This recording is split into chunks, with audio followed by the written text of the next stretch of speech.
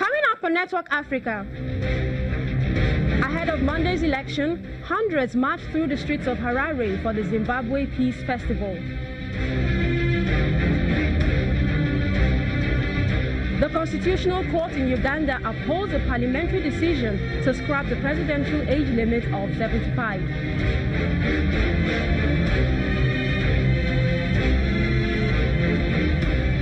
And a South African court postpones ex-President Jacob Zuma's corruption case until November.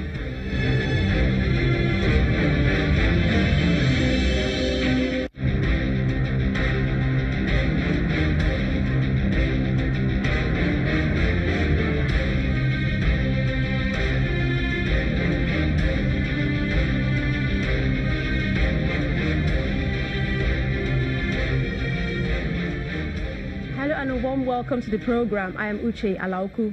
Mali and Zimbabwe will be heading to the polls in elections that are both peculiar in different ways.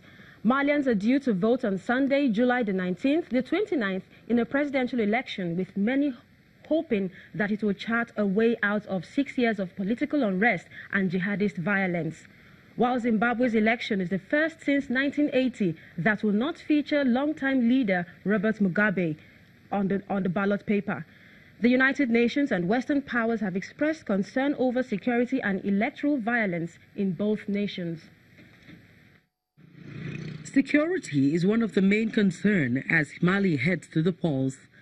The United Nations says it is deeply worried about a surge of violence in the north and center of the country, as violence is worse now than it was during the 2012-2013 crisis.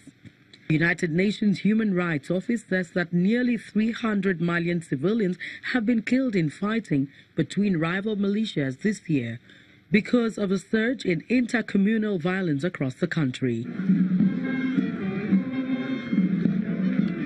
The last 6 years under incumbent President Ibrahim Boubacar Keïta, who is seeking re-election, has been marked by political unrest, jihadist attacks and ethnic clashes.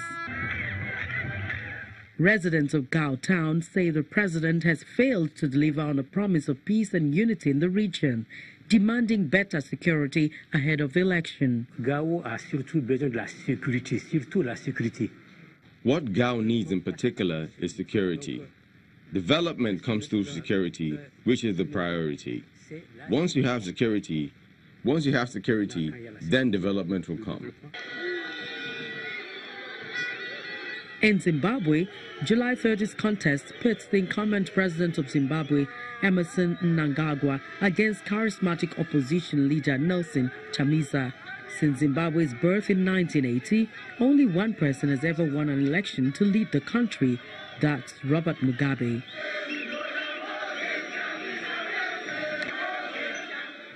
But the 94-year-old was ousted from power last year by the army and those in his own party who were angered at moves to allow his wife Grace Mugabe succeed him. According to the Zimbabwe Electoral Commission, about 5.5 million citizens have registered to vote.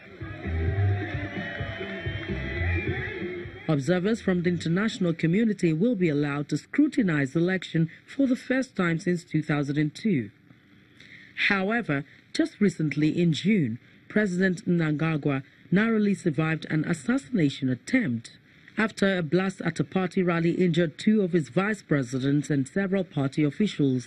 The United Nations has also filed reports of intimidation and coercion against the ruling Zimbabwe African National Union Patriotic Front, ZANU-PF, but there is a consensus that the process has been better than before. Meanwhile, as final preparations are underway in Zimbabwe ahead of Monday's election, activists are calling for peace and tolerance.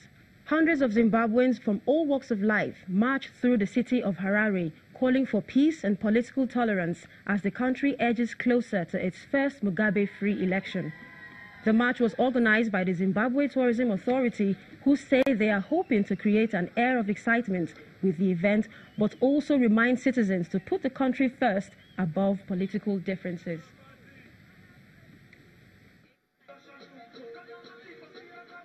Let's get more now on this. And with me, I have security expert Onyekachi Adekoya. Welcome to the program. Thank you for having me. Good afternoon, viewers. Welcome. Let's start with the rising cases of insecurity in Mali. It's barely 48 hours to the election. Yeah. Do you think they are ready for this election? Or how ready do you think they are? I think the Malian government is ready. I would think that if you look at Mali's recent history, I think that the conditions, security conditions within the country are not particularly worse off. It was quite worse in 2012, 2013. But I think conditions have improved significantly. I can say that relatively, the issues around the north and the north central still continue to exist. But relatively, I think they're ready. They've deployed about 30,000 personnel to secure, I think, the candidates. We have about 80 international observers now in Mali. So I think they've put some measures in place. It will not be 100%, but I think they're ready to have their elections. You know, these security issues, similar cases of security reports have also been seen in Zimbabwe. And we know for the most part, African countries tend to have security issues come up during elections. Yeah. Why do we have these recurring issues? Well, we hear this argument every time. It's political violence and election violence are not particular to Africa. There's election violence in the Middle East. There's election violence in South America. I think that election violence happens more with developing economies, where you can quickly tie political power to economic power. So whoever controls the power of the state controls the benefits of the state also. So it becomes a vicious affair, a do-or-die affair, as it were. We did hear recently the APC chairman did say that if you leave the party, then that's bye-bye to access to CBN, to NMPC.